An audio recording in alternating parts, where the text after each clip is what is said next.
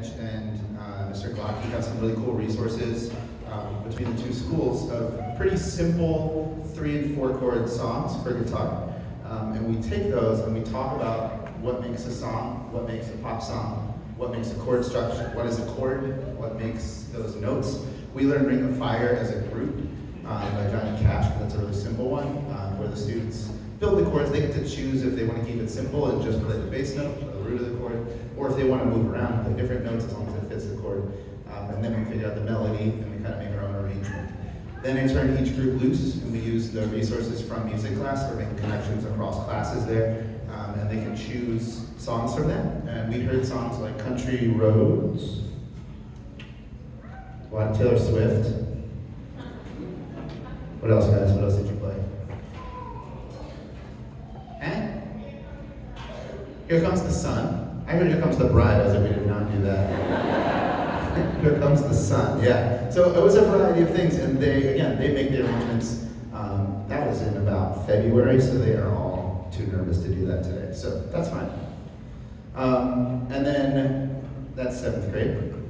And 8th grade, we kind of take all of that, and all those skills that we work on with composing and all of that jazz, and they have a big project. We started last year.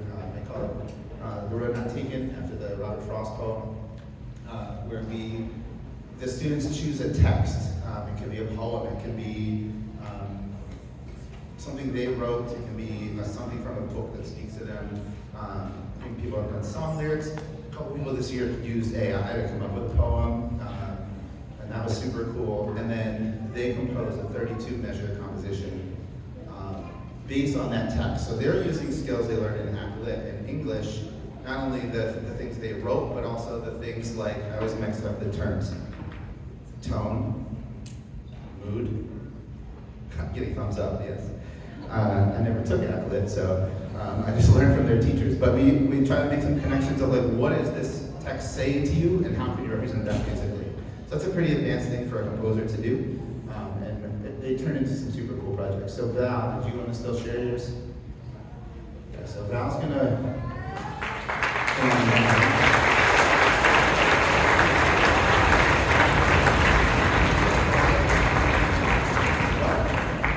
Where do you want to come from? Okay, you can speak from the floor. I'm going to have her talk a little bit about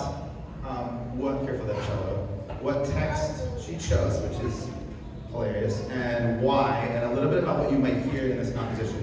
The other thing with this project is they don't have to write it for their own instrument. So some kids play other instruments, some kids choose to write for, there's composers that write for instruments that they don't even play, right? So that's another thing, and we work through that. So she has an interesting combo of instruments and an interesting text, so I'm going to talk a little bit about that while I said that. It's really weird, so just so I picked a passage from a book, and it's called Abraham Lincoln Vampire Hunter.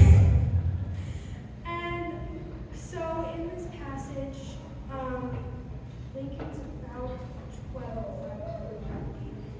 He is rescued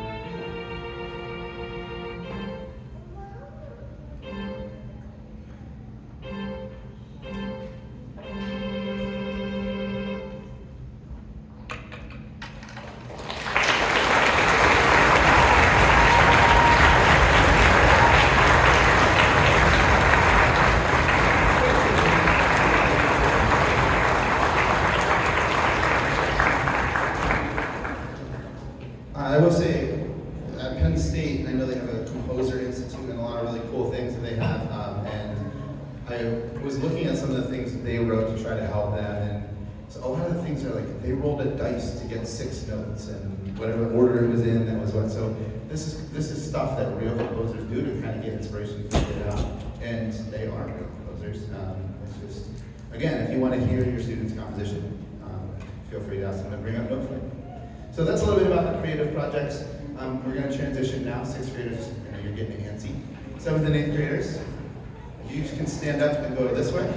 6th graders, you're going to stand up and go that way. Cellos.